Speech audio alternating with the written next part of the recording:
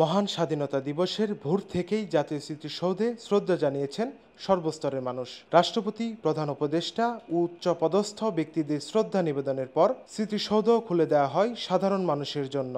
BNP, NCP সহ বিভিন্ন রাজনৈতিক দল, সরকারি সংস্থা ও সাধারণ মানুষ পুষ্পস্তবক অর্পণ করেন, শ্রদ্ধা জানান বীর শহীদদের প্রতি।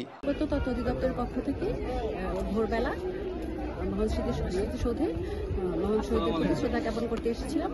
ফুল দেওয়ার কার্যক্রম শেষ হয়েছে, এখন আমরা চলে যাচ্ছি। এই সময় আমরা যে বাংলাদেশের স্বপ্ন দেখি এবং মুক্তিযোদ্ধারা যে বাংলাদেশের স্বপ্ন দেখেছিলেন, আমার মনে হয় সেই স্বপ্ন পূরণের একটি পথ তৈরি হয়েছে এবং আগামীতে আমরা সবাই মিলে সেই স্বপ্ন পূরণের পথে হাঁটব, এই আশাবাদ ব্যক্ত করছি।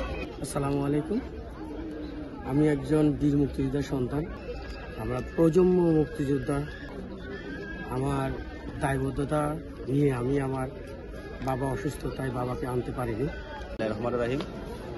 আজকে আমরা রোজা রেখে জাতীয় স্মৃতিসৌধ শহীদ মিনারে ফুল দিতে এসেছি। আসার পরে লোক সংখ্যা কম, এখন বিএনপির পক্ষ থেকে ফুল দিয়ে আমরা এখান থেকে অল্প কিছুক্ষণ পরে চলে যাব।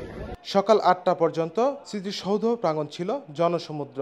আইন শৃঙ্খলা বাহিনীর কঠোর নিরাপত্তা লক্ষ্য করা যায়। নাগরিকরা ফুল দিয়ে শ্রদ্ধা জানিয়ে গর্বিত বোধ করেন। তবে সূর্যের তীব্রতায় বেলা বাড়তে থাকলে ভিড় কমে যায়। ঢাকা আরিচা ও নবীনগর চন্দ্রা মহাসড়কে যানজটের কারণে অনেকের যাতায়াতে সমস্যা হয়। নবম পদাতিক ডিভিশন ও গণপূর্ত অধিদপ্তরের তত্ত্বাবধানে স্মৃতিসৌধের সকল ব্যবস্থা সম্পন্ন হয়। নাফিউল ইকসান, দৃষ্টি ২৪।